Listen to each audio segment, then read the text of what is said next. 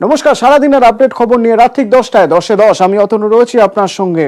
এবং মনীষ শুক্লা খুনের সবচেয়ে বড় হাতিয়ার হয়ে উঠতে পারে তদন্তে ক্লোজ সার্কিট ক্যামেরার ফুটেজ। যে ফুটেজ নিউজ 18 বাংলার হাতে।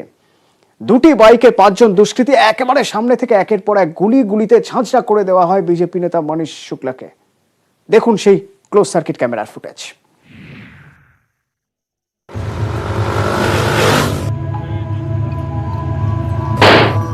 ঠিক কিভাবে খুন করা হয় বিজেপি নেতা মনীষ শুক্লাকে? নিউজ 18 বাংলার হাতে ঘটনাস্থলের ক্লোজড সার্কিট ক্যামেরার ফুটেজ। একটি ওষুধের দোকানে ক্লোজড সার্কিট ক্যামেরায় ধরা পড়েছে রোমহর্ষক সেই ছবি। ফুটেজে দেখা যাচ্ছে সন্ধেবেলা নিজের গাড়ির কাছে দাঁড়িয়েছিলেন মনীষ শুক্লা। তার সামনে বাইক নিয়ে হাজির হয় দুই দুষ্কৃতী। এসেই গুলি, লুটিয়ে পড়েন বিজেপি নেতা। তখন সামনে থেকে আরেকজন গুলিতে ঝাঁঝরা করে দেয়। প্রথম বাইকে যে দুজন এসেছিল ততক্ষণে হাওয়া, পরে যে গুলি চালায় সে আরেকটি বাইকে ওঠে। বাইকে আরো দুজন বসেছিল। শূন্যে গুলি চালাতে চালাতে দুষ্কৃতীরা চম্পট দেয়। সূত্রের খবর, প্রাথমিক তদন্তে সিআইডি জানতে পেরেছে মনীষ শুক্লার উপরে টানা 1 মাস ধরে শ্যাডো করে বা নজরদারি চালায় খুররাম ও তার সাগরেতরা। অরক্ষিত থাকায় রবিবারই ছক কষে, সেই মতোই খুন। কিন্তু মনীষ যে ওই দিন অরক্ষিত থাকবেন এ খবর খুররামদের দিলকে। খতিয়ে দেখছেন তদন্তকারীরা। 5 মিনিট ওইখানে দাঁড়ালো, 5 মিনিটের মধ্যে তার হত্যা হয়ে গেল। তার মানে এটা তো প্রি প্ল্যান ছাড়া তো হতে পারে না। নিশ্চয়ই তার জন্য অপেক্ষা করা হবে। সে অনেকক্ষণ হয়তো বসবে, কেউ আসবে। 19 খানা গুলি ওর শরীরের মধ্যে ছিল। সূত্রের খবর, তদন্তে এও জানা গিয়েছে সম্ভবত মুঙ্গেরি কারবাইনে নিকেশ মনীষ খুনে ব্যবহার করা হয় সেমি অটোমেটিক আগ্নেয়াস্ত্র। মনীষকে লক্ষ্য করে 9mm কারবাইন থেকে 25 থেকে 30 রাউন্ড গুলি চালানো হয়। অস্ত্রটি সম্ভবত বিহারের মুঙ্গেরে তৈরি। বিজেপি নেতা খুনে মঙ্গলবার দুজনকে গ্রেপ্তার করে সিআইডি। তাদের জেরা করে বেশ কিছু তথ্য মিলেছে। এই খুনে আন্তঃরাজ্য যোগের সম্ভাবনাও খতিয়ে দেখছেন তদন্তকারীরা। ক্যামেরায় সৌমেন দাস, সুমন বসুর সঙ্গে পারাদীপ ঘোষ, ভেঙ্কটেশ্বর লাহিড়ী ও অরুণ ঘোষ। নিউজ 18 বাংলা। এবার হাথরাস কাণ্ডের খবর। শুধু আদালতে হলফনামা পেশই নয়, হাথরাসের ঘটনায় ষড়যন্ত্রের অভিযোগ এবং এই অভিযোগে এবার 4 জনকে গ্রেপ্তার করল যোগী পুলিশ। ধৃতদের সঙ্গে মৌলবাদী সংগঠন পিএফআই এর যোগ রয়েছে বলে উত্তরপ্রদেশ পুলিশ সূত্রে খবর। হাথরাস ষড়যন্ত্রের টাকার উৎস খুঁজতে এবার আসরে ইডি।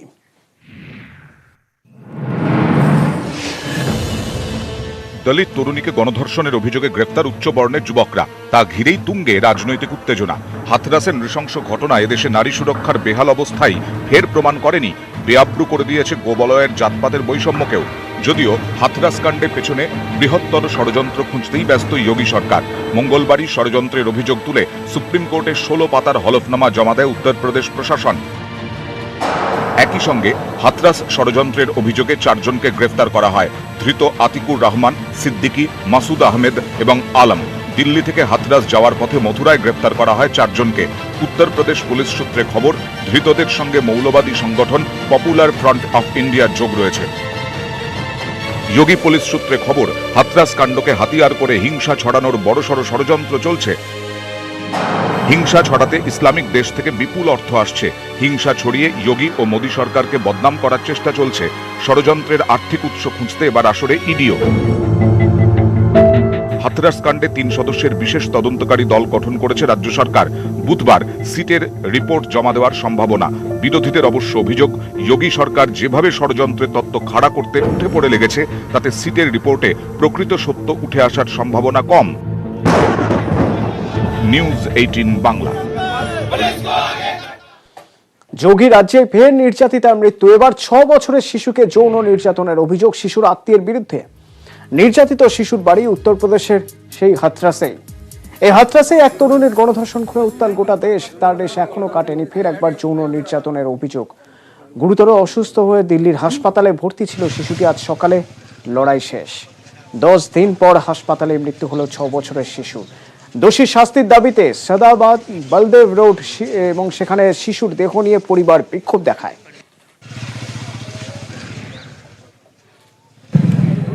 ये लड़की जो इस गांव की रहने वाली थी, उसकी मां खत्म हो गई, मतलब मृत हो गई थी। और दोनों बच्चियां अपनी मौसी के यहाँ जनपद अलीगढ़ के इगलास थाने में रह रही थी। और ऐसा संज्ञान में आया कि उस मौसी के लड़के ने ही बच्ची के साथ दुराचार किया। दौरान ट्रीटमेंट बच्ची की मृत्यु हो गई है, क्योंकि बच्ची का गांव यही है। কতটা নিরাপদ Kolkata? National crime record bureau report বলছে দেশের মেট্রো সিটিগুলোর মধ্যে কলকাতাই সবচেয়ে সুরক্ষিত, সবচেয়ে নিরাপদ। কারণ কলকাতাতে অন্য মেট্রো শহরের তুলনায় যৌন হেনস্থার কেস কম রেজিস্টার হয়েছে। 2019 সালে 19টি মেট্রো সিটিতে রেজিস্টার হওয়া যৌন হেনস্থার কেস নিয়ে সমীক্ষা করে দেখা গিয়েছে কলকাতায় 14টি কেস রেজিস্টার হয়েছে, যা অন্য মেট্রো শহরগুলোর তুলনায় কম।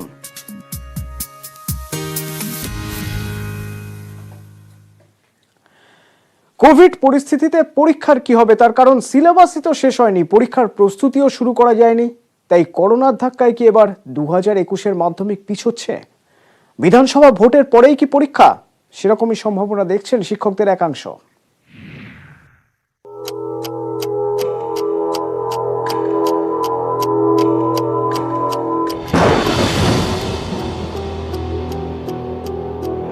প্রতি বছর ফেব্রুয়ারিতে শুরু হয় মাধ্যমিক পরীক্ষা। এবার করোনার ধাক্কায় সবই ওলটপালট। সম্প্রতি স্কুল শিক্ষা সচিব মনীষ জৈনের সঙ্গে বৈঠক করেন মধ্যশিক্ষা পর্ষদের ভারপ্রাপ্ত সভাপতি ও সিলেবাস কমিটির চেয়ারম্যান। বৈঠকে 21-এর কোন মাসে পরীক্ষা ও কতটা সিলেবাস নিয়ে পরীক্ষা হবে তা নিয়ে চূড়ান্ত সিদ্ধান্ত হয়নি। তাহলে কি পিছোচ্ছে 2021-এর মাধ্যমিক পরীক্ষা? ফেব্রুয়ারি মাসে মাধ্যমিক না হওয়ার একাধিক কারণ দেখছেন শিক্ষাবিদদের একাংশ। কতটা সিলেবাসের উপর পরীক্ষা হবে তা এখনো চূড়ান্ত নয়। একাংশের মতে সিলেবাস পরিবর্তন হলে প্রস্তুতির জন্য ন্যূনতম 5-6 মাস সময় প্রয়োজন। সাধারণত মাধ্যমিকের ফল প্রকাশের দিনই আগামী বছরের পরীক্ষার সূচি ঘোষণা হয়। তবে গত 2 বছর কমপক্ষে 7-8 মাস আগেই মাধ্যমিকের সূচি জানাচ্ছে মধ্যশিক্ষা পর্ষদ। এবছর অক্টোবরের প্রথম সপ্তাহের পরেও পরীক্ষার সূচি ঘোষণা হয়নি। তাই পরীক্ষার্থীদের 5-6 মাসের সময় দিতে হলে ফেব্রুয়ারিতে পরীক্ষা নেওয়া অসম্ভব। সমীক্ষা অনুযায়ী লকডাউনের আগে জানুয়ারি, ফেব্রুয়ারি ও মার্চে অধিকাংশ স্কুলে 35% বেশি সিলেবাস শেষ হয়নি। গ্রামাঞ্চলের স্কুলে অনলাইন ক্লাস করা যায়নি। তাই অনলাইন ক্লাসের উপর নির্ভর করে পরীক্ষা নেওয়ায় রাজি নন শিক্ষকদের একাংশ। সাধারণত মাধ্যমিক পরীক্ষার 2 থেকে 3 মাস আগে স্কুলে টেস্ট পরীক্ষা হয়, কিন্তু সিলেবাস চূড়ান্ত না হওয়ায় এখনো টেস্ট পরীক্ষার প্রস্তুতি নিতে পারেনি স্কুলগুলি। এখানেই শেষ নয়, সিলেবাস কমিয়ে পরীক্ষা নিতে হলে প্রশ্নপত্র তৈরি ও ছাপাতে হবে। স্কুল শিক্ষা দপ্তর সূত্রে খবর, প্রতি বছর 1 কোটির বেশি প্রশ্নপত্র ছাপাতে হয়। প্রশ্নপত্র তৈরি করে ছাপানোর জন্য 3 থেকে 4 মাস সময় লাগে।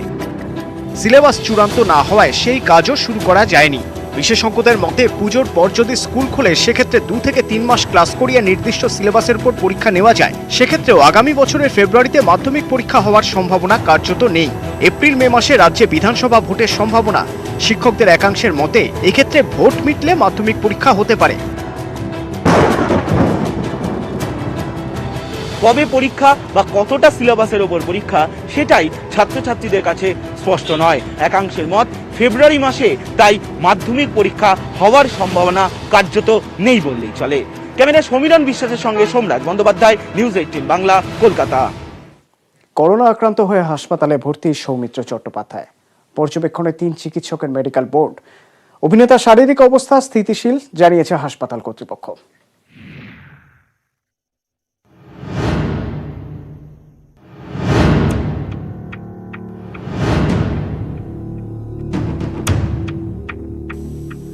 সব রকম সতর্কতা মেনেও শেষ রক্ষা হলো না করোনা আক্রান্ত প্রবীণ অভিনেতা সৌমিত্র চট্টোপাধ্যায়।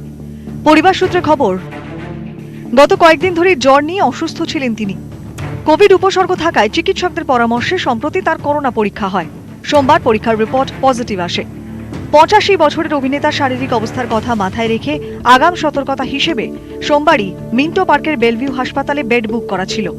হালকা জ্বর নিয়ে মঙ্গলবার বেলা 11টায় ভর্তি হন অভিনেতা। কোভিড ওয়ার্ডের কেবিনে তিনি রয়েছেন।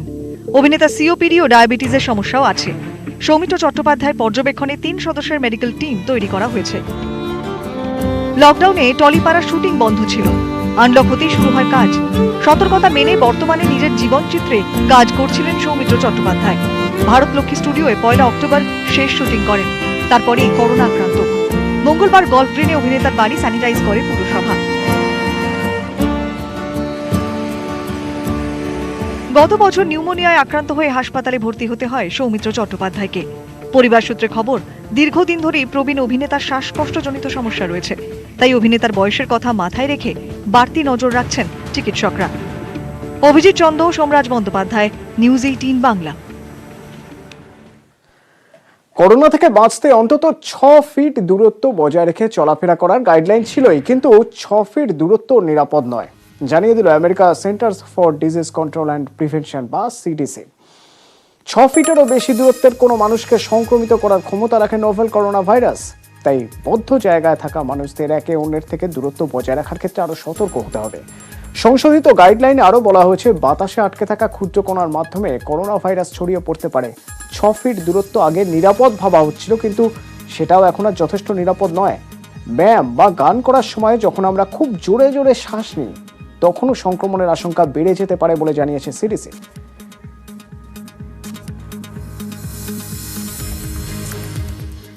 তার আগে এক একদিন এক এক রকম চমক, যেমন রামবিলাস পাসওয়ানের এলজেপিকে বাদ দিয়েই বিহার ভোটে আসন রফা চূড়ান্ত করলো জেডিইউ বিজেপি জোট। দুদলই প্রায় সমসংখ্যক আসনে লড়ছে। 243 আসনের বিহার বিধানসভায় 122টি আসনে লড়বে জেডিইউ, 121টি আসনে লড়বে বিজেপি।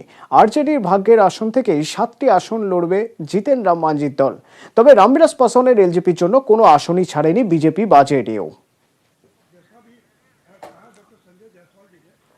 अगर वो स्वस्थ होते तो शायद महासचिव एवं राज्यसभा सांसद श्री आशुतोष सिंह जी, बिहार सरकार में मंत्री श्री विजेंद्र यादव जी, भाजपा जदयू गठबंधन। রিলায়েন্স রিটেল ও জিও প্ল্যাটফর্মে একের পর এক বিনিয়োগ। রিলায়েন্স রিটেল ভেঞ্চার্স লিমিটেড বা RRVL এর 5,512.50 কোটি টাকা বিনিয়োগ করতে চলেছে আবুধাবি ইনভেস্টমেন্ট অথরিটি বা আদিয়া। রিলায়েন্স রিটেলের 1.2% শেয়ার কিনছে তারা। এখনো পর্যন্ত রিলায়েন্স রিটেলে মোট বিদেশি বিনিয়োগের পরিমাণ দাঁড়ালো 3,37,710 কোটি টাকা। 9 সেপ্টেম্বর থেকে 6 অক্টোবরের মধ্যে এক মাসে 7টি বিদেশি সংস্থা বিনিয়োগ করল রিলায়েন্স রিটেলে। গাজিয়াবাদের আকাশে বায়ুসেনার মহড়া। বৃহস্পতিবার বায়ুসেনা দিবসের প্রস্তুতি, জমজমাট রিহার্সাল, মন জিতল রাফাল তেজাস।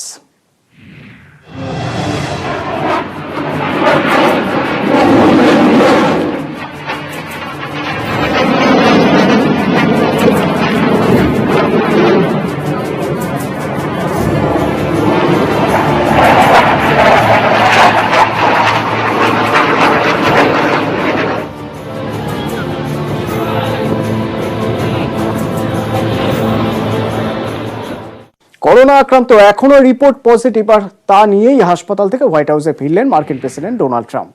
চিকিৎসকদের পরামর্শ না মেনেই হাসপাতাল ছাড়েন, এমনকি মাস্ক না পরেই ঢুকলেন হোয়াইট হাউসে।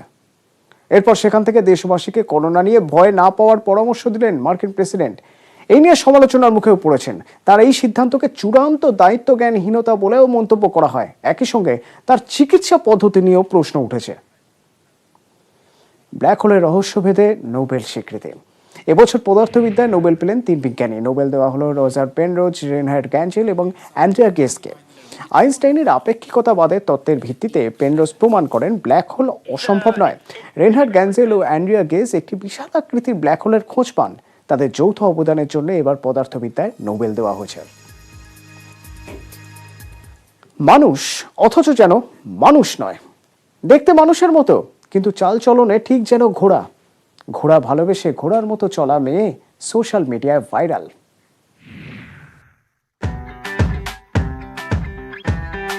হর্স রাইডিং তো অনেকেই ভালোবাসেন, অনেকের আবার প্যাশনও বটে। তবে নিজে ঘোড়ার মতো দৌড়তে বা ঘোড়ার মতো লাফাতে পারেন এমনটা সচরাচর দেখা যায় না। বলা ভালো, এরকম আবার হয় নাকি? হ্যাঁ, সত্যি সত্যি হয়েছে। ইন্দ্রিয় গ্রাহ্য, তবু মনে হবে অবিশ্বাস্য। কি অনায়াসে একটার পর একটা বাধা টপকে যাচ্ছে এই টিনেজার। অবিকল ঘোড়ার মতোই, এতটাই ফিট কানাডার আলবার্টার বাসিন্দা আভা ভগেল। প্রায় 6 বছর আগে ঘোড়ায় চড়া শেখেন, তখন থেকেই ভালো লাগা শুরু। তারপর একদিন হঠাৎ করে আবিষ্কার করেন নিজের মধ্যে থাকা এই অবিশ্বাস্য ট্যালেন্ট। ব্যাস শুরু, ঘোড়ার মতো করে লাফিয়ে নানান উচ্চতার বাধা অতিক্রম করা। আভা নিজের হাত দুটিকে পায়ের মতো করে ব্যবহার করেছেন, আর 2 পা মিলিয়ে অবিকল ঘোড়ার মতো করেই চলতে শিখেছেন। 4 ফিট উচ্চতার গার্ডও অবলীলায় অতিক্রম করে যাচ্ছেন এই কিশোরী। সোশ্যাল মিডিয়াতে নিজেই পোস্ট করেছেন এই ভিডিও, আর পোস্টের সঙ্গে সঙ্গেই তা ভাইরাল। নিউজ 18 বাংলা।